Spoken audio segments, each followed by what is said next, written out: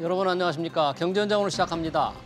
홍남기 경제부총리가 종합부동산세 때문에 집값이 오르지는 않았다고 주장했습니다. 지나친 부동산 세금 부담이 집값을 상승시켰다는 세간의 비판을 정면 반박한 건데요. 통화와 재정의 엇박자 논란에도 역할이 다르다고 강조했습니다. 적절한 역할 분담의 정의가 궁금해집니다. 이 밖에 이번 주 경제계를 뜨겁게 달군 이슈를 짚어보겠습니다. 유튜브 실시간 댓글로 의견 주시면 토론에 반영하겠습니다. 경제현장 오늘입니다.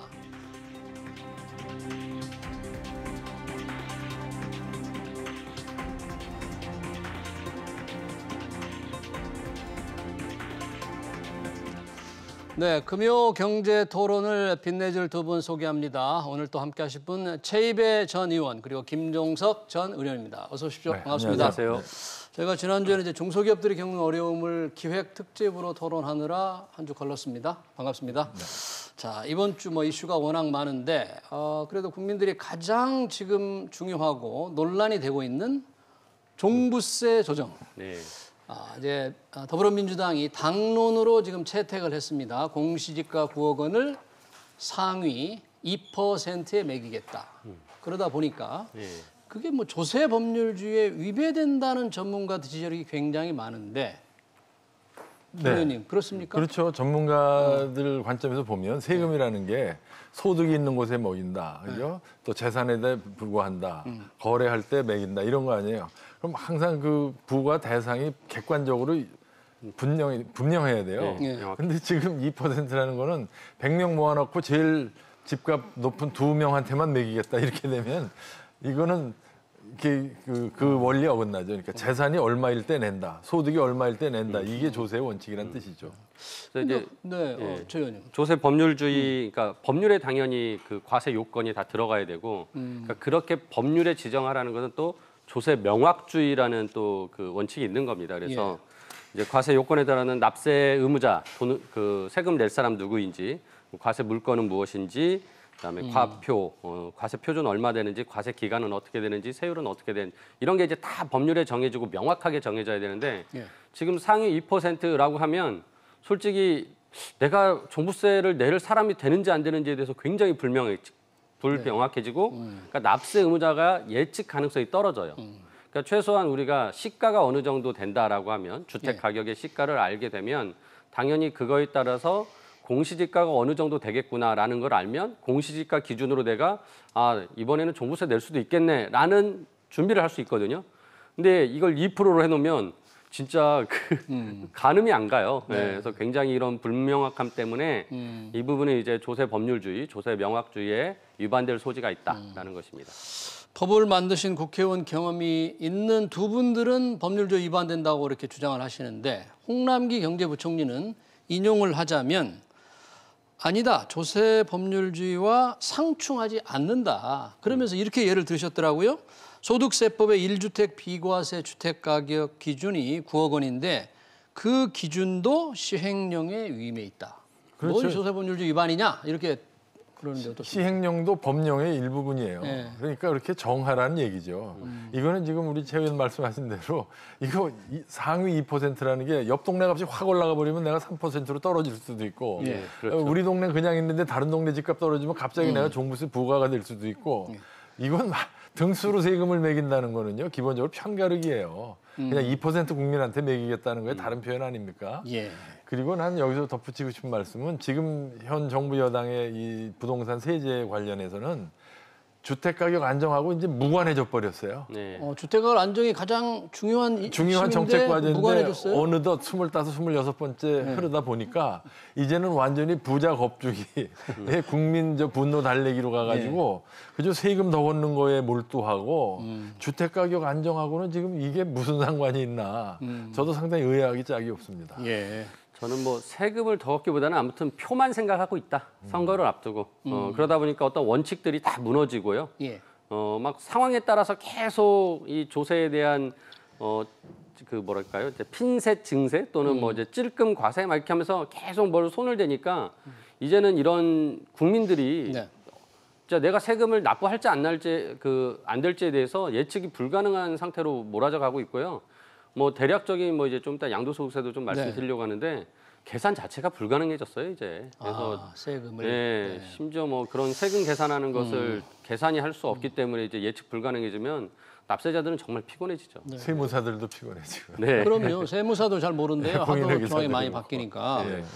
만약 이렇게 되면 주택 보유자가 납세 여부를 확인할 방법을 없고 언제 내야 될지도 모르니까 뭐 헌법 소원이 좀 많아질 수 있다 이런 우려를 하는 분들 지금 있어요. 많은 전문가들이 이게 위헌 소지가 있다는 거죠. 그러니까 이게 과세의 대상이 되는 소득이나 재산이 명확해야 되는데 그냥 사람 일종의 그 상위 2%라는 것은 헌법에 위반된다는 얘기도 있고요. 그것보다도 이번에 그 양도세 지금 얘기하셨는데 양도세. 과거에는 오래 살면 그 참 집 옮겨 다니지 않고 그저 소유자였군요 해서 많이 봐줬거든요. 그 세액공제 해줬는데 이번에 이거 오래 사는 거에 대해서 혜택을 줄여버렸어요. 지금 말씀하시는 것은 1주택자들의 장기보유 양도세, 장기보유 특별공제가 이 위축이 됐죠. 차익이 한 5억이 넘은 경우에 한해서는 그렇죠. 장기 보유에 대한 혜택을 확 줄였다. 이제 그 말씀이시잖아요. 그렇죠. 그러니까 그거를 기대하고 장기 보유를 꾸준히 해온 분들 납세자 입장에서는 이건 솔직히 소급해서 불이익을 주는 꼴이 된 거죠. 그렇죠. 그 불만이 굉장히 많던데 지금. 그러니까 이제 양도소득세 같은 경우도 저도 이제 오늘 방송 준비를 하면서 알았는데 올해 이제 그 양도소득세 세법이 바뀌어서 옛날에는 장기 보유 특별공제라는 게 있고 그게 그냥 보유 기간에 따라서 그 공제율이 달라져요. 그래서 오래 보유할수록 이제 많이 공제를 해줬는데 올해부터 이제 이걸 보유 기간과 거주 기간으로 나눴고 이번에 이제 거주를 하지 않는 사람에 대해서는 1세대 1주택자 중에서도 이제 고가 주택을 가진 사람들에서는 과세를 더 많이 하겠다, 과세 형평성을 높이겠다라고 하면서 그 장기 보유 특별 공제 이제 그 공제율을 줄이는 지금 법안을 내놨는데 이렇게까지 되면은요 아까 말씀하신 대로 이제 세무사나 회계사가 세금 계산하기도 힘들 정도니까 이거는 그 일반적인 납세자인 국민들 입장에서는 정말 예측 가능성이 떨어지고 굉장히 불안해지는 그런 마음을 들게 하는 것이어서 굉장히 문제가 있습니다. 그러니까 오래 사신 분들이 그보다 훨씬 짧게 사신 분보다 양도할 경우에 이제 세금을 더 내야 합니다. 그렇게 됐죠. 5억 이상의 경우. 근데 지금 그러니까 지금 전체적으로 이제 세제가 현 정부에서 어떻게 진화했나를 보면 우선 재산세를 많이 올려서 갖고 있지도 말아라. 그다음에 이제 취득세, 등록세 계속 높으니까 갖고 있지도 말아라. 팔지도 말아라. 이제 하나가 더 붙었어요.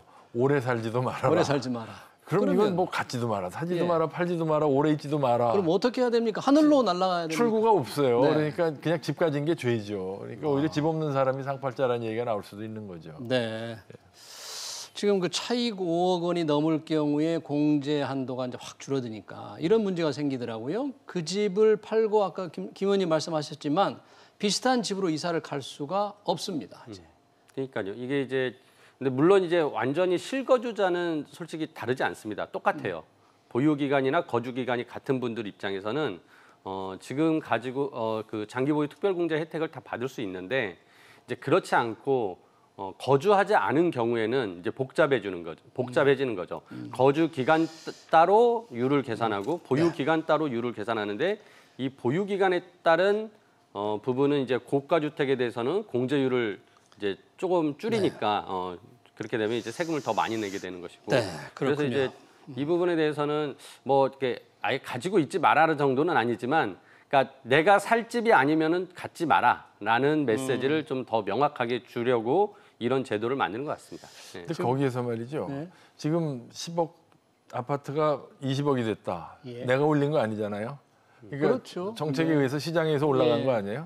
그러면 내 집만 올라간 게 아니라 다른 집도 다 올라갔기 때문에 소위 경제학에서 얘기하는 실질 가치는 불변이에요. 내가 10억이 20억이 됐다고 해서 내가 아파트 두 채 살 수 있게 된 거 아니거든. 그냥 나는 실거주자로서 그 하나 갖고 있는 건데 명목 가치가 올라갔을 뿐이지 다른 아파트들도 다 같이 2배 올랐으면 나는 실질 가치 늘어난 게 아니거든요. 근데 현행 제도에서는 올랐으니까 더 내라가 되니까 이게 저 원리에 조세 원리에 안 맞는 거죠. 네, 그렇게 세금을 다양하게 보유할 때, 팔 때 잘 걷다 보니까 이 세수가 올해 굉장히 많이 늘어납니다. 지금 초과세수 1, 4월까지만 해도 초과 세수가 지금 32조 원이에요. 그렇죠. 이걸 이제 추경으로 다 쓰겠다는 건데 예. 최 의원님 어떻습니까? 이게 이렇게 급하게 막 돈을 다 써야만 할까요? 정부가? 저는 원칙적으로 추경은 좀 반대하는 입장인데요. 그러니까 정부가 확장 재정 정책을 펴는 것에 대해서는 저는 동의를 합니다. 근데 그거는 이미 지난 연도 말에 이미 올해 예산을 할 때 굉장히 많이 늘렸어요. 근데 세금이 일시적으로 더 거쳤다고 또 이것마저 다 추경을 해서 써야겠다라는 것은 굉장히 좀 근시안적인 안목이다. 왜냐하면은요 지금 1분기에 더 많이 거쳤다는 건데 1분기면 1월부터 3월까지에 신고하는 세금이 일반적으로 근로소득자가 연말정산한 세금이 나오고요. 그다음에 이제 법인세가 나옵니다. 그러니까 아마 법인세가 상당히 많이 거친 것 같아요. 그다음에 말씀하신 대로 주식이 이제 가격이 오르니까 증권거래세가 좀 늘었고 부동산 가격이 오르니까 부동산 가격에 따른 또 세금이 올랐을 텐데 예를 들어서 2분기에 가면은 어떤 또 세금을 신고하냐면 종합소득세를 신고합니다. 이건 대부분 이제 개인 사업자들이 신고하는 거거든요. 이 부분은 당연히 세수가 적게 거칠 거예요. 전년 대비해서. 네. 그렇게 된다면은 오히려 2분기에는 세수가 적게 거칠 걸 대비해서 1분기에 남은 것을 어떻게 잘 운영하느냐를 생각을 해야 되는데 이거를 1분기에 세수가 많이 거쳤다고 지금 2분기 끝났는데 이제 곧 끝나가는데 이거 결과 나오기 전에 빨리 추경 결정해가지고 다 써버리겠다. 예. 저는 이 부분에 대해서는 정부가 진짜 오히려 세수 축에 잘못한 것에 대해서 지적을 하고 반성을 해야지 돈 더 거쳤다고 더 쓸 일은 아닌 것 같습니다. 아니, 돈이 더 거친 거는 어떻게 보면은 뭐 바람직한 일일 수도 있어요. 왜냐하면 그걸로 국가 부채를 줄이고 그렇죠. 공적 자금도 갚고 이런 또 법에 그렇게 돼 있잖아요. 예. 국가재정법에 국가재정법. 예, 네. 세계의 잉여금이 생기면 네. 최우선적으로 국가 부채부터 갚으라고 돼 있어요. 네. 근데 지금 그거를 추경으로 쓰겠다는데 또 그 예산법에 보면 추가 경정 예산은 재난, 뭐 남북 통일, 예. 뭐 이런 거에 쓰도록 아예 제한적으로 딱 열거가 돼 있는데 지금 현 정부는 물론 이게 코로나 재난이라고 우기겠죠. 그러나 애당초 그거는 무슨 대형 태풍이라든지 지진이라든지 네. 천재지변에 대응해서 하라는 건데 지금 솔직히 지금 양쪽에서 다 남은 돈도 함부로 이렇게 추경에 쓰고 추경 요건에도 좀 논란의 여지가 있는 좀 여러 가지로 문제가 있는 재정 집행이다. 저는 그렇게 봅니다. 네. 뭐 재정 집행의 지금 방법에 관해서는 이 자리에서 저 토론도 했습니다마는 뭐 전 국민에게 줄 거냐, 상위 또는 하위 70 내지 80%에 줄 거냐 논란도 여전히 있어요. 예. 그거를 조금 의견이 좀 좁혀가긴 할 것 같은데 두 분은 뭐 어느 우리 김 의원님은 전 국민 70~80% 어떻게? 저는 어려운 사람부터 돕는 게 정답이라고 생각했습니다. 최 의원 어떻습니까? 저는 뭐 이제 전 국민에게 주되 대신 이제 이거를 연말에 이제 세금에 그 소득에 포함을 시켜서 세금으로 이제 일부 또 환수하면은 결국은 다 주고 선별적으로 걷게 돼서 선별하는 효과가 있다. 그래서 그런데 왜 줬다 또 뺏어요? 그냥 주지 말죠. 근데 이제 지금 말씀하신 것처럼 그거 뭐 이미 자금이 풍부한 분들, 소득이 높은 분들은 굳이 줄 필요 없다면 그걸 골라내느니 다 주고 세금으로 나중에 환수해도 된다라는 거죠. 곤란했다는 행정 비용도 좀 들고 있기 그렇죠. 때문에. 네. 네. 그런데 정확한 말씀이세요. 그러니까 그 우리가 소득세제가 누진제이니까 똑같이 나눠주더라도 고소득자들은 아무래도 이제 세금을 더 내게 되는데 우리가 과거에도 보면 말이죠. 연중에 왜 미리 원천 징수하는 거를 좀 낮췄다가 13월에 뭐 보너스인가 그거를 왕창 반대로 걷어가니까 거의 뭐 뺏기는 밀란 수준의 불만이 터졌거든요. 그러니까 재난지원금 받을 땐 고마운데 그중에 한 절반을 연말에서 내놔라 그러면 그것도 정치적으로 좀 쉽지는 않을 거예요. 그러나 분명히 논리적으로는 맞는 말씀이죠. 지금 정부 여튼 이게 더 거둔 세금을 재정으로 왕창 쓰려고 하는데 한국은행 이주열 총재는 금리를 올리는 걸 이제 지금 분명히 어제도 말씀을 하셨는데 그렇게 되니까 정부의 재정 정책과 통화당국의 통화 정책 전혀 박자가 맞지 않는다. 그렇죠. 근데 홍 부총리는 아니다. 역할이 다르다. 또 그렇게 반론을 하셨던데 어떻게 생각하십니까, 김 의원님? 단기적으로는 역할이 다른데 효과는 같아요. 그러니까 무슨 얘기냐면 이 조세 재정은 기업이나 국민들의 저축 투자 행태에 영향을 주로 미칩니다. 장기적으로. 통화 정책은 이제 물가 수준에 영향을 미치는데 단기적으로는 다 이게 경기 부양 내지 억제 효과가 있는 거예요. 그러니까 통화를 환수하면 경기 억제 효과가 나는 거고 재정을 풀면 경기 부양 효과가 나는데 저는 지금 대통령의 그 지난달 발언에 주목하고 있어요. 경제가 빠르게 회복되고 있다라고 굉장히 자랑스럽게 얘기했거든요. 대통령이. 왜 그렇게 말씀하셨죠? 그러면 그러면 이제는 오히려 재난지원금이라든가 재정 확장 기조를 억제할 때가 온 거죠. 예전에 어려울 때 푸는 거는 이해가 가요. 네. 근데 좋다고 또 푼다는 것도 저는 이해가 안 갑니다. 내년에 뭐 위로금 준다면서요. 네. 그러니까 나빠도 풀고 좋아도 풀고 그럼 그냥 아무 때나 주겠다는 얘기 아니에요. 이게 정책의 원칙이 없어요. 네. 최 의원님 어떻게 보십니까? 이게 정부와 한국은행의 박자가 다르다, 압박자다, 통화재정? 예. 그러니까 지금 뭐 이제 그 금융안정보고서를 하는 이제 얼마 전에 냈고요. 뭐 이렇게 그 내용을 보면 이제 그 상반기에 이제 경제 지표들을 쭉 여러 가지들을 이제 점검을 했는데 거기에 나오는 내용들은 뭐 크게 인플레는 걱정하는 것 같지는 않습니다. 뭐 인플레 얘기는 거의 없고요. 이제 가장 중요한 게 이제 부동산과 주식 그리고 뭐 이제 가상자산이라고 하는 코인에 이제 계속 이렇게 유동성이 많아지면서 투자가 많이 되고 그러면서 이제 어떤 쏠림 현상, 자산 쏠림 현상, 이제 금융 불균형이라고 표현을 했던데요. 이제 그러한 현상을 좀 잠재우기 위해서 뭐 통화 정책이 필요하고 그래서 이제 금리를 올리게 된다라는 어떤 근거를 이제 그 보고서에서 담고 있는 것 같습니다. 그래서 그런 면에서는 금리 인상이 이제 필요성을 한은에서는 충분히 설명을 한 거고요. 예. 근데 이제 말씀하신 것처럼 재정 정책은 계속 또 이제 아까 말한 대로 뭐 추경이나 지금 재난지원금을 주겠다는 것은 저도 그런 면에서 이제 반대하는 부분인데 예. 이렇게 좀 엇박자로 가게 되면 결국은 시장에서 굉장히 안 좋은 사인이 될 수도 있는 거고요. 그래서 저는 오히려 그 대통령이 재난이 끝날 때쯤 위로금을 주겠다라고 하면서 그것 때문에 지금 이제 전 국민에게 처음에는 재난지원금 주겠다가 지금 또 그걸 기재부가 반대하니까 또 거기서 일부를 주겠다라는 식으로 이 정부의 정책들이 원칙 없이 계속 이리 갔다 저리 갔다 하는 모습을 보이면서 시장에서는 불확실성만 키우고 오히려 안 좋은 영향을 줄 수도 있다라는 좀 걱정이 듭니다. 네. 그런데 이주열 한은 총재는 연내 금리 인상을 이렇게 마치 못을 박듯이 말씀을 하셨는데 이게 뭐 어떻습니까? 이런 경우도 있습니까? 굉장히 이례적이라고 저는 보고 있습니다. 왜냐하면 어느 나라든지 중앙은행 총재는 그 말 한마디가 굉장히 중천금이기 때문에 시장에 주는 영향이 크기 때문에 굉장히 은유화법이나 간접화법이나 이렇게 뭐 딱 부러지게 못 박지를 않아요. 근데 이거는 이주열 총재가 모르실 분이 아닌데 그런 걸로 봐서는 금리 인상을 서둘러야 되겠다는 어떤 그 금통위원 간의 합의가 있지 않는가. 그리고 더군다나 미국의 금리 인상이 임박했을 때 우리가 선제적으로 같이 먼저 올리지 않으면 상당히 외환 시장의 불안이 우려되기 때문에 상당히 좀 그 이례적으로 금리를 올리겠다. 지금 0.5%인데요. 그렇죠. 네. 0.25씩 뭐 한 번이나 두 번 올리면 1% 되는 거 아닙니까? 금년 말이나 내년 초에. 그것도 역사적으로 보면 여전히 낮은 금리고 하는 총재 말 맞다나 완화 기조죠, 여전히. 그러나 금리 인상 시그널은 분명히 시장에 나왔고 그래서 그동안 저금리의 그 일종의 그 즐거움을 만끽했던 이제 가계부채, 기업부채, 사실은 정부 부채도 저금리 때문에 늘어난 부분이 있거든요. 이제 이게 벨트를 조여야 할 때가 왔다. 증시 거품이나 부동산 거품도 이제 예의 주시해야 된다. 저는 그렇게 생각합니다. 집을 산 사람들, 주식 투자자들 좀 조심하라 그런 얘기죠. 네. 자, 화제를 기업으로 한번 돌려보겠습니다. 이 공정이 삼성 웰스토리, 삼성그룹의 사내급식 회사죠.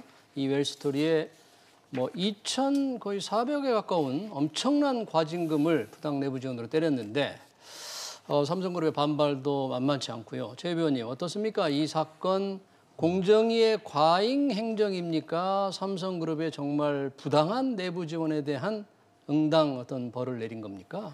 저는 뭐 이제 후자라고 판단을 하는데요. 이 삼성 이재용 부회장의 이 경영권 승계의 가장 핵심이 삼성 에버랜드 전환사채 저가 발행이었습니다. 이게 1999년, 98년 이쯤에 이제 있었던 일인데요. 그 뒤로 이 삼성 에버랜드의 가치를 높이기 위해서 굉장히 많은 일을 했습니다. 우리가 삼성 에버랜드 하면 이제 놀이동산을 흔히 테마파크를 생각하시는데 거기에 가장 중요한 매출이 이제 이 단체 급식업이었고요. 그다음에 건물 관리업이었습니다. 근데 이 단체 급식업과 건물 관리업은 다 계열사, 삼성 계열사들의 이게 이제 일감을 제공받아서 그걸 통해서 이제 돈을 불려왔고요. 그래서 삼성 에버랜드의 이제 가치를 키운 다음에 그것을 이제 제일모직의 일부를 또 사업을 영업 양수해가지고 키우고 그다음에 삼성물산으로 합병해가지고 최종적으로 이재용 부회장이 이건희 회장의 주식을 하나도 상속받지 않은 상태에서도 이미 경영권을 확보할 수 있었던 근거를 마련했던 거거든요. 그래서 그 과정에서 이제 부당한 내부 거래였다라고 판단을 공정위가 한 거고요. 그래서 저는 이런 면에서는 공정위가 상당히 이제 좀 지금 여러 가지 삼성의 그 불법 승계에 대한 법원의 판단들이나 또 재판이 진행 중인 것들에 있어서 같이 맥락을 하고 있다라고 보여지고 뭐 당연한 결과가 아닌가 싶습니다. 그래요? 예. 지금 최 의원님은 이제 경영권 승계 의혹과 좀 연계해서 말씀을 했는데 공정위가 그런 눈으로 보긴 했는데 어제 발표된 것만으로 본다면 웰스토리의 내부 지원과 이 경영권 승계 의혹을 연계를 인정한 건 아니었어요, 공식적으로. 그런 눈으로 봤습니다. 예. 이 어떻게 보십니까? 그렇습니다. 그러니까 이제 발표된 것만으로 보면, 그러니까 공정위는 일종의 경제 검찰 아니에요. 그러니까 이제 일종의 기소를 한 겁니다. 이제 삼성에서는 이제 당연히 반발하고 이제 소송을 내서 법원 판단을 받아보겠다고 했고요. 사실 항상 이게 소송에 가면은 애매한 점들이 있게 마련이에요. 그러니까 지금 최 의원께서 말씀하신 것도 이제 상당히 그 팩트인데 사실이지만 제가 여기서 강조하고 싶은 게 일감 몰아주기라든가 내부 거래라고 통칭되는 이 행위가 네. 다 불법이 아니라는 것이죠. 부당 내부 거래라는 거는 부당성이 있어야만 되는 거고, 예. 예를 들면 현대제철이 현대차에다가 철강 납부한다든지 롯데백화점 안에 롯데리아가 입점한다든지 이게 다 내부 거래예요. 네. 그게 불법이 아니거든요, 그 자체가. 그래서 이 부당성, 그러니까 지금 그 문제가 된 거는 웰스토리한테 삼성물산이 엄청나게 다른 삼성 계열사들이 삼성전자등이. 엄청나게 삼성전자든 이제 4개 계열사에 일감을 없이 몰아줬다는 거거든요. 네. 삼성전자, SDI 뭐 수익을 이런 데서. 많이 확보를 그렇죠. 해줬다. 그게 과연 돈을 벌어주기 위해서 몰아준 거냐? 그러면 삼성전자나 삼성 SDI에도 사실은 삼성 일가나 그 지주회사에 지분이 들어가 있어요. 그럼 많이 쳐줬으면 이쪽은 또 손해 본 거 아니에요, 사실은. 네. 그래서 부당성을 판단하려면 이게 웰스토리가 아닌 다른 급식업체의 기회를 뺏었느냐, 네. 또는 웰스토리가 다른 회사에 진출했는데 네. 염가에 그 삼성 계열사한테 받은 것보다 싸게 나갔느냐, 이런 걸 종합적으로 봐서 부당성 여부를 판단해야 되지 않을까. 네. 그리고 이제 아까 신문을 보니까 네.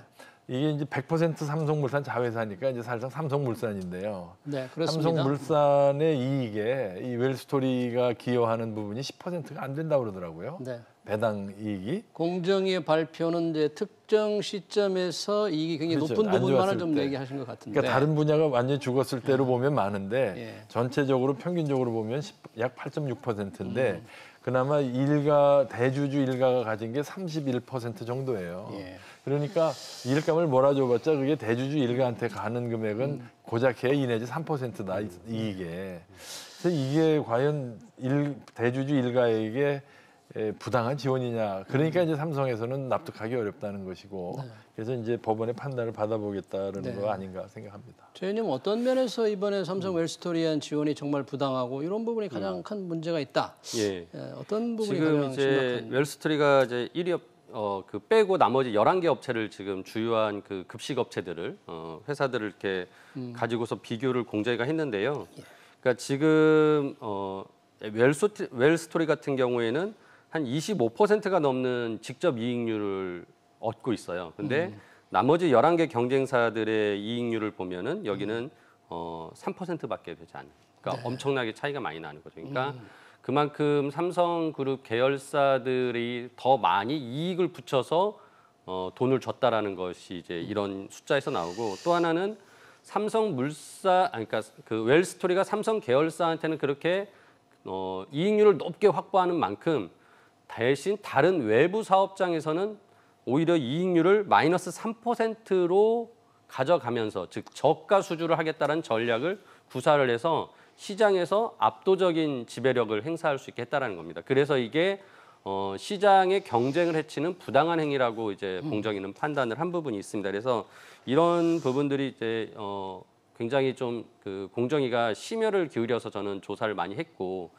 심지어 이 공정위가 낸 보도 자료에 보면은 그 내부에서 그 오갔던 여러 가지 문건들이 이제 공개가 됐습니다. 그래서 이게 삼성그룹의 미래 전략실이라는 미전실에서 모든 것을 계획해서 이 내부 거래에 대한 수익률을 직접 이익률을 25% 이상을 확보하게 해라. 그다음에 예를 들어서 경쟁 입찰을 삼성전자나 이런 데가 하려고 하면 그 입찰을 하지 말고 웰스토리와 그냥 임의 수주로 해서 그 물량을 몰아줘라라는 것들이 다 나왔거든요. 그래서 이런 등의 이제 사안 때문에 뭐 공정위에서는 굉장히 뭐 2017년부터 조사해서 이렇게 결과가 한 4년 만에 나온 것 같습니다. 그래서 심혈을 기울여서 했다라고 보여지고 충분히 뭐 공정위는 할 일을 한 것 같습니다. 이번에 이제 삼성에서 행정 소송에 나서겠다고 했으니까 이제 재판을 받아봐야 될 것 같고요. 네. 이 공정위 공정위 직원들만 좋게 생겼어요. 이런 분쟁이 생기면 요즘 로펌에서 인기가 그렇게 좋다면서요. 뭐 결국에는 공정위 선배들이 이쪽에 이제 소위 변호팀에 들어가서 이제 선후배 간의 논쟁이 벌어지겠지만 공정거래라는 것 자체가 상당히 전문성이 있는 것이고 어떤 사례가 누적된 것이기 때문에 거기서 있던 분들이 논쟁을 벌리는 게 객관화하는 데는 더 도움이 될 거예요. 왜냐하면 근데 이제 지금 최 위원님 말씀대로라면 이제 그 경제검찰로서의 공정위가 기소를 한 거고 거기에는 이제 자기네들의 그 내용을 이제 정당화시키는 통계나 여러 가지 문서를 첨부를 했겠죠. 그러나 이제 그렇게 수익률 차이가 나는 또 다른 정당한 이유가 있는지 여부는 앞으로 법원을 통해서 가려져야 되겠죠. 네. 그대로라면은 그거는 분명히 잘못된 불공정 행위라고 할 수 있죠. 삼성에서는 직원 급식을 위해서 좀 더 혜택을 좀 잘 해주기 위해서 한 것뿐인데 그거 가지고 왜 그래 이러면서 불만이 많던데요. 네. 자, 마지막 이슈 우리 전기요금으로 한번 가볼까요? 지난 이번 기 이제 전기요금의 원가가 되는 많이 올랐는데 3분기 전기요금은 동결을 했다. 네. 전기를 쓰는 사람들은 좋긴 한데 이게 어떤 문제가 될 수 있고 부작용은 어떤 상황으로 펼쳐지나요? 사실 그 정부 물가 당국이 물가 안정을 도모한다고 하면서 물가 지수 관리에 들어간 건 어제 내일의 얘기가 아니죠. 물가 지수 관리자. 예, 그러니까 전기요금이 차지하는 비중이 크니까 이거 어떻게든 찍어 누르는데 이 뭐 경제학에서는 뭐 잘 알려진 얘기지만 가격이라는 게 일종의 시그널이거든요. 그러니까 가격이 높아지면 이 물건이 귀하니까 좀 아껴 쓰세요라는 시그널을 시장에 주는 건데 지금 기름값이 올라가고 전기 자체가 귀한 물건이 됐는데 가격을 그대로 묶어두면 기업이나 소비자들은 전기는 옛날하고 똑같이 써도 되는 모양이네라고 생각을 하게 되면 결국 전기에 어떻게 보면 과소비가 초래되는 것이죠. 네. 지금 우리가 전기요금을 올려야 되는 사정은 뭐 탈원전도 있을 거고 뭐 LNG 가격 인상도 있을 거예요. 그렇다면 그만큼 국민들이 절약을 해야 되는데 캠페인으로 될 일은 아니잖아요. 더군다나 뭐 탄소 중립화를 천명한 마당에 그래서 더군다나 이게 저 연동제는 현 정부가 금년 초부터 그러니까요. 의지를 가지고 시행한 거거든요. 근데 이걸 시작한 지 1년도 안 돼 가지고 무력화하는 건 전 잘못됐다고 봅니다. 그러니까 연료비가 오르면 전기요금도 오르겠다고 정부가 이렇게 한 건데 정책은 발표해놓고 실천을 안 하는 거잖아요. 그러니까 이게 이제 지난 보궐선거 직전에도 이 연료비가 올라서 전기요금 올려야 된다라고 나왔는데 그때도 올리지 않겠다라고 한번 했고요. 이번에도 이제 또 그렇게 이제 가는 거거든요. 그러니까 이 연료비를 연동시켜서 전기요금을 마련하겠다는 원칙을 만들어 놓고는 결국 계속 정부가 물가나 뭐 또는 경제 지금 현재 상황을 고려하면서 올리지 않겠다라고 이유를 대는데 이러다가는 어느 순간 버티지 못하면 한꺼번에 또 올려야 되는 거예요. 근데 저는 내년 대선까지 있기 때문에 이런 식으로 뭔가 세금 덜 걷겠다, 뭐 이런 공공요금 안 올리겠다라는 식으로 가다 보면 결국은 이건 곪게 돼 있거든요. 그리고 나중에 이제 크게 터지면 국민들이 엄청나게 이제 힘들어질 수 있는 거예요. 그래서 물론 올릴 때 올리는 거고 또 내릴 때는 내릴 수도 있는 거기 때문에 원칙을 지켜간다면 국민들이 아까 말씀하신 대로 전기 수요에 대한 조정을 하거나 여러 가지 뭔가 다른 대응 방안을 마련할 텐데 이런 원칙 없는 계속 정부의 어떤 이런 정책이 오히려 이제 우리 국민들을 나중에 더 힘들게 만들 수도 있다, 만들게 할 수 있다는 우려가 됩니다. 그거의 핵심은 지금 한전이 지금 그 부채가 132조를 넘었답니다.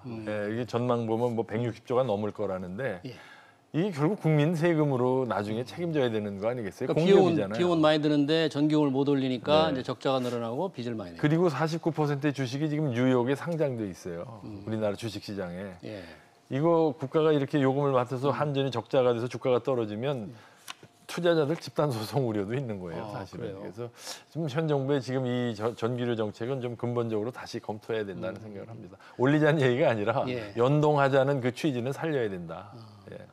근데 비교적 상대적으로 싼 원전 비율이 줄어들면 중장기적으로는 결국 전기요금을 굉장히 많이 내야 하는 상황 되지 않을까요? 그게 경제 원리죠. 우리가 원자력을 현 정부가 지금 줄이겠다는 얘기는 그만큼 위험 부담을 줄이겠다는 거 아니에요? 네. 그럼 위험 부담을 줄이는 만큼의 프리미엄은 내야죠.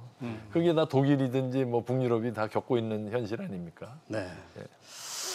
네, 잘 알겠습니다. 시간 관계상 금요경제토론 여기까지 하겠습니다. 지금까지 최입의 전 의원 그리고 김종석 전 의원이었습니다. 네, 고맙습니다. 고맙습니다. 감사합니다.